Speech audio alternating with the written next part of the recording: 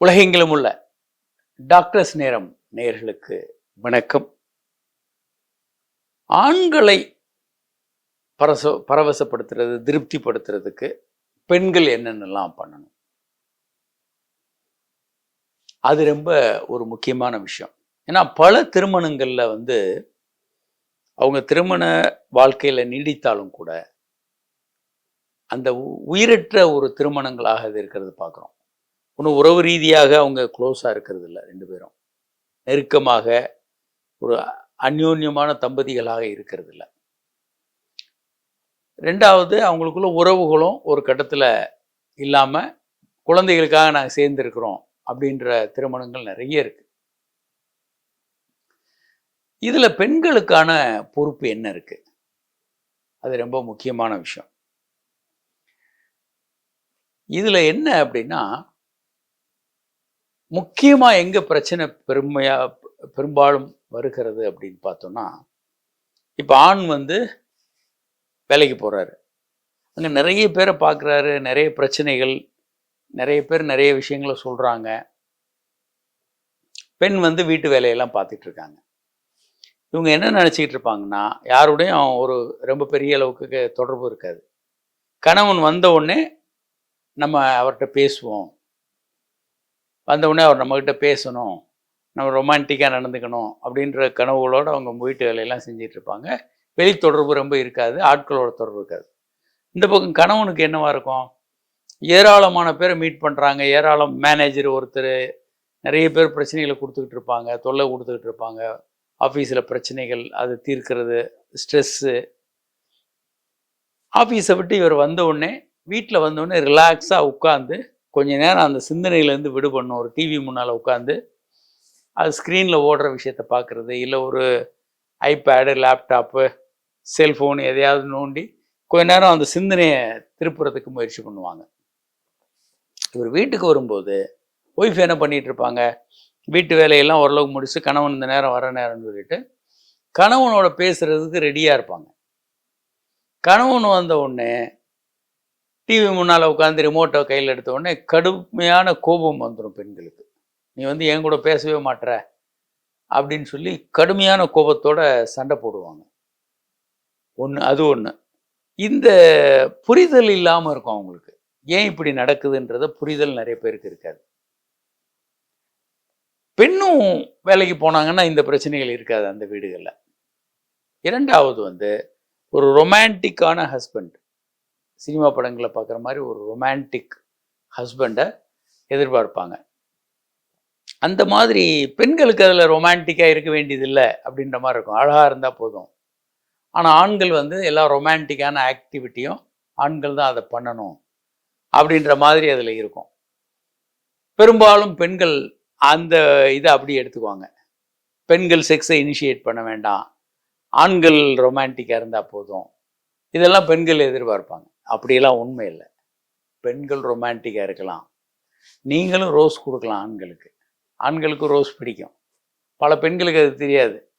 அதனால் நீங்களும் இன்ட்ரெஸ்டிங்காக ரொமான்டிக்கான பிஹேவியரை பண்ணலாம். ஒரு டிஃபன் பாக்ஸில் ஒரு ஒரு ஒரு ஒரு ஐ லவ் யூன்னு எழுதி ஒரு பேப்பரில் வைக்கலாம். பல்வேறு விதமாக ஒரு மெசேஜ் அனுப்பலாம். So many things you can do it. இதெல்லாம் சாத்தியம்தான். அதே மாதிரி ஒரு கால் பண்ணி ஹஸ்பண்ட்டை பேசலாம், இப்படியெல்லாம் பண்ண முடியும். ரொமான்டிக்காக இல்லை டிஸ்டர்பன்ஸ் இருந்தால் ஒரு குறுஞ்செய்தி அனுப்பலாம். இப்படியான பல்வேறு விஷயங்களை பண்ணலாம். அடுத்து கணவன் என்ன எதிர்பார்க்குறாங்க மனைவிட்டுனா, மனைவி வீட்டுக்கு வரும்போது ஒரு சேர் லீடராக பெண் இருக்கணும், தன்னை உற்சாகப்படுத்தக்கூடிய ஒரு பெண்ணாக இருக்கணும் அப்படின்னு. வீட்டுக்கு வந்தோடனே மறுபடியும் அவங்க எல்லா கம்ப்ளைண்ட்டு, உங்கள் அம்மா இப்படி சொன்னாங்க, இது இப்படி ஆச்சு, இது இப்படி சரியில்லை, நீ உனக்கு இதை செய்ய மாட்டேற, அதை செய்ய மாட்டேன்னு கம்ப்ளைண்ட் பண்ணும்போது கடுமையான மன உளைச்சல் ஆண்களுக்கு வர்றதை பார்க்க முடியும். ஏன்னா ஏற்கனவே ஆஃபீஸில் பாஸ் உட்காந்து திட்டிகிட்டு இருப்பார். வீட்டுக்கு வந்த உடனே கொஞ்சம் ரிலாக்ஸ் பண்ணி இதை மறந்துட்டு வேறு ஏதாவது கவனம் செலுத்தலாம், அது கொஞ்சம் ரிலாக்ஸ் பண்ணலாம், டென்ஷனாக இருக்குன்னு நினைக்கும்போது மனைவி வந்து உங்கள் அம்மாலாம் இப்படி சொன்னாங்க, அவங்க இப்படி இது நடந்தது, இந்தந்த பிரச்சனைகள்லாம் இருந்ததுன்னு சொல்லும்போது கடுமையான கோபம் வரலாம்.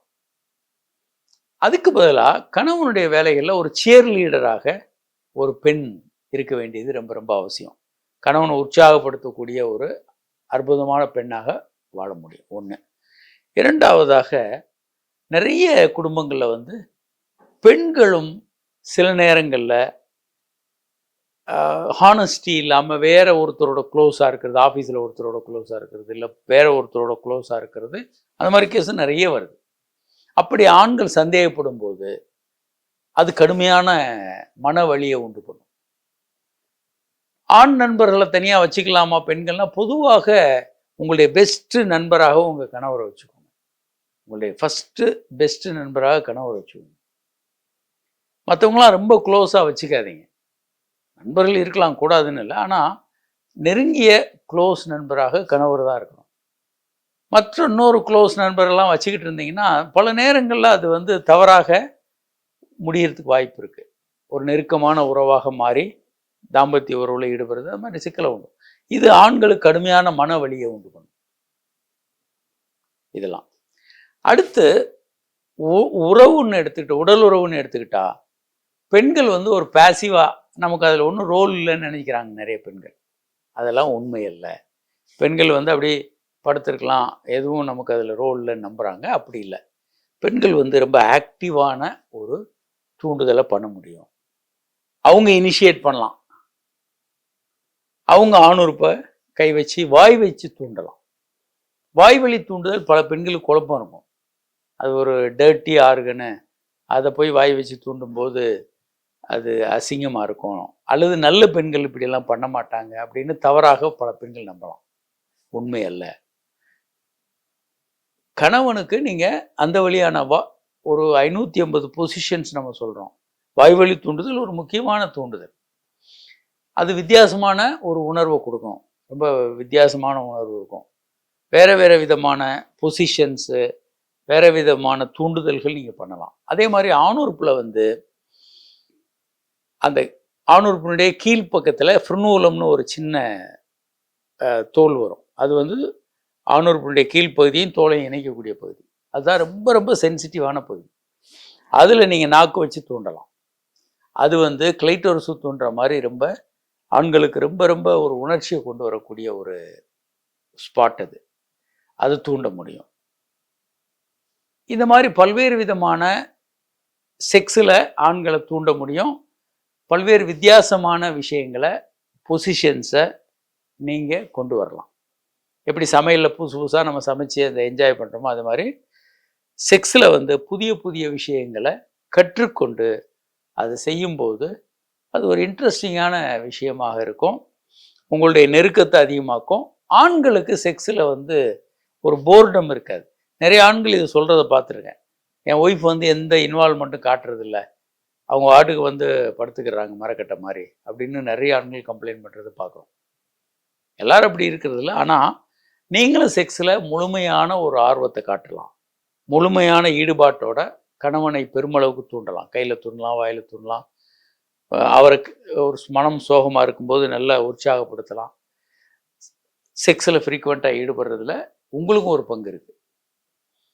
அப்போ இதெல்லாம் வந்து செய்யும்போது அந்த திருமண வாழ்க்கை வந்து ரொம்ப அற்புதமான ஒரு வாழ்க்கையாக இருக்கிறத நம்ம பார்க்க முடியும். அப்போது நீங்கள் ஒரு சியர் லீடராக இருக்க முடியும். அதே மாதிரி செக்ஸில் நீங்கள் இனிஷியேட் பண்ணலாம். ஃப்ரினூலம், அதை நாக்கு வச்சு அந்த இடத்த நீங்கள் தூண்டும்போது, அதே மாதிரி வாய்வழி தூண்டுதலில் ஈடுபடும் போது ஒரு ஆணுக்கு வந்து அற்புதமான செக்ஸ் தூண்டுதல் கிடைக்கும். ஒரு புதிய விதமான செக்ஸ் இன்பம் இருக்கும். ஸோ இதெல்லாம் ஒரு பெண் பண்ண முடியும். அப்போ செக்ஸ் வாழ்க்கை வந்து ஒரு போரிங்கான, டல்லான, ஒரு ரொட்டீனான விஷயமா இல்லாமல் ஒரு எக்ஸைட்டிங் விஷயமாக மாற்ற ஒரு பெண்ணால் முடியும்.